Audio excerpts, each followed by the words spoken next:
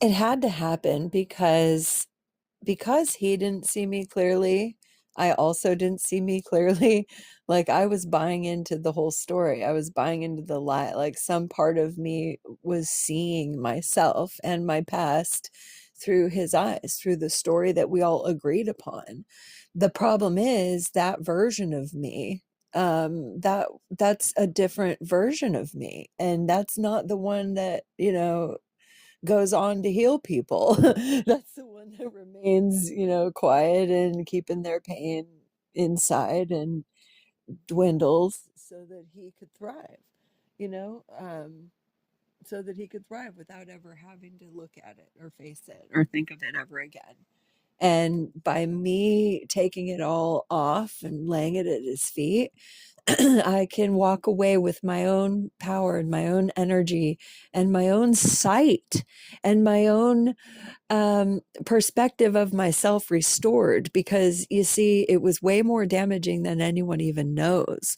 Because since I had this skewed version of myself, I was projecting that out in the world. I was attracting people to treat me kind of how he saw me. It's like the world was reflecting back to me how I truly felt about myself, and how I felt about myself was how he told me to feel about myself, you know? Self-centered, egotistical little bitch. And like, but really, like, I had to turn around and look at it all honestly. And I had to look at the tiny little bright-eyed, happy little girl that he was calling that and say, hey, wait a minute, maybe something about that isn't true. I don't know any single 8-year-old that's a self-centered, egotistical little bitch. Like, you're still young and fluffy at that age, you know? He projected a lot of his shit onto me through my life and really tricked me into seeing myself as the problem. And a lot of things came to light, to where finally, when I faced it and I turned around and spoke my truth, that's when all of his lies fell off of my shoulders. And I was able to turn around and walk into a life and really kind of meet myself for the first time without, the skewed, mudded version that I had been, these mud glasses I'd been viewing myself through. I was able to turn around and really view myself as the strong little sprite that really, managed to hang on to her spark through it all, and has now come back with a vengeance, not for any revenge, but just to stand up and say, this is who I am and there's nothing wrong with it. And I'm sorry you don't like that. I'm sorry it's not your taste. I'm sorry that something about me triggers you, but that is your problem. And there's nothing wrong with me, period. I never did anything to hurt you. I just came forward as myself and you couldn't handle it for whatever reason. And I don't mean to get snippy and throw a bunch of attitude in there, but it's overdue. Okay. This is who I am. I am maybe a little too much. Yeah. If you're not feeling good and you're feeling miserable and you're like, and you're choosing, and that's where you want to be, if you want to feel, if you don't want to, if you don't want to do any shadow work, if you don't want any light shown into your dark places, if you're not ready to grow or heal or look at yourself honestly, then you do not want me around, because that is my energy. That's my essence. Like, it's a very honest, bright, shining light, and it shines in all the shadow, dark places, even my own. Even my own, a bad thought about someone, and I am all over myself on that. I will not let myself get away with nothing. And some people, they don't want to be around that shit, and I don't blame them. But I am here for the ones who are ready and you just need a little boost. I think that's what it is.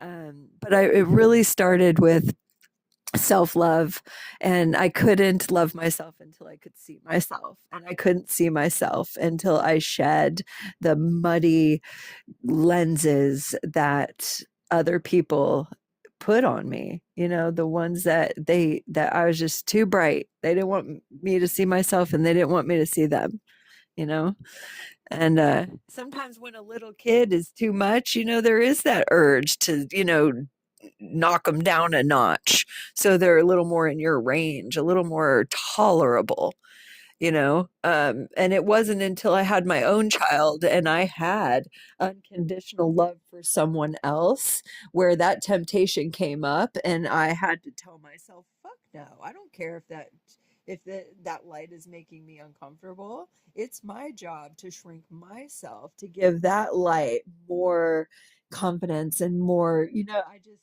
maybe I didn't say that right, but it's like that mother lion who's okay with like turning over and exposing her belly and letting the little baby think that they took her down to build the confidence. As parents, that's what we're supposed to do. Confidence. We're supposed to like build up our kids and make them feel confident, not use them and eat their energy to build ourselves up.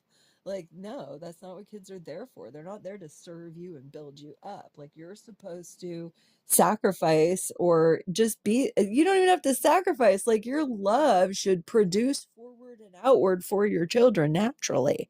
You shouldn't be looking at them as more competition and the enemy.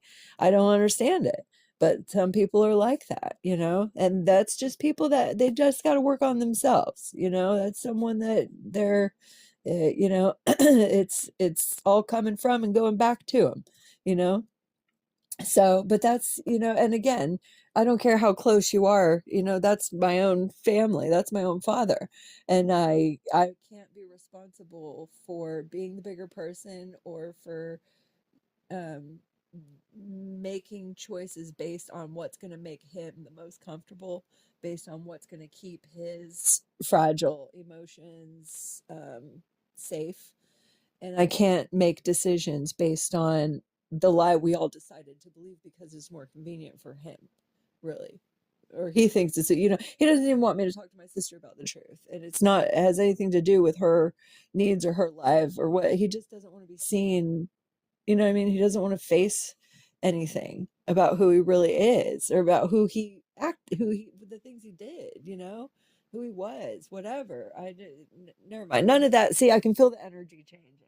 I can feel the energy changing, and I could feel myself lowering in vibration. I can hear it in my voice, and I can feel it. And that's the doors that Andy's talking about closing, and the things that are supposed to be sacred, the things that I'm not supposed to let people in. Confirmation burp. That's it. This high vibration, this vortex, this energy, this lightning that I'll hold in my hand and give and share. Um, that's what's sacred, and that's what I need to protect. I have the right to defend it, and that's what makes me feel that yes, what I did was necessary and I had to do it. Thank you, Spirit, for bringing me full circle. That's the truth. That's the key. That was it. I had to break the mold of the lie. I had to break through that lie to get to true ground, to stand solid on true ground, to be real so that what I produce is real. Right? I can't go forward any part of me fake, not even the trauma.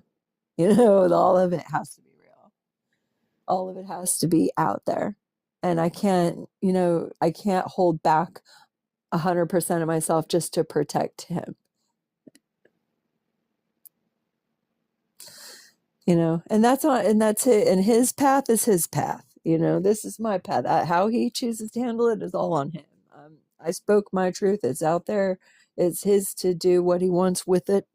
And I have to trust that I did what was necessary so that I could now go forward and hold that lightning in my hand and proceed forward. And now I need to be very, very protective of the energy. And honestly, speaking my truth and getting that out so I could go forward on solid, true ground was protecting my calling. It was what I had to do to go forward as me. We need to be honest about where we came from and the ground we were standing on if we're going to be honest about who we are. And that's something that I had to do. And unfortunately, I could not do that and not hurt my father at the same time. And I think that this analogy, this story, this thing's coming full circle and letting me know that I do have the right to defend. I have the right to defend this precious thing that I'm trying to bring forward with spirit. I have the right to defend that. And the way that I had to defend it was to go back there and get that little girl and protect her and speak up for her and pull her forward with me onto this solid ground. And now we can go forward as one. Now we're reunited. She knows I got her back. I know she had my back.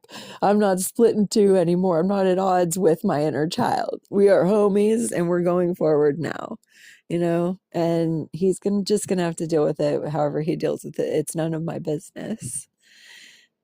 He'll be, you know, it's none of my business. That's what I'm not supposed to look at. I'm not supposed to look back.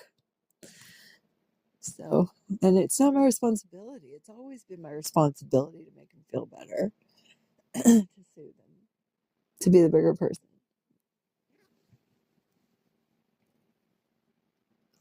And that's not my problem anymore.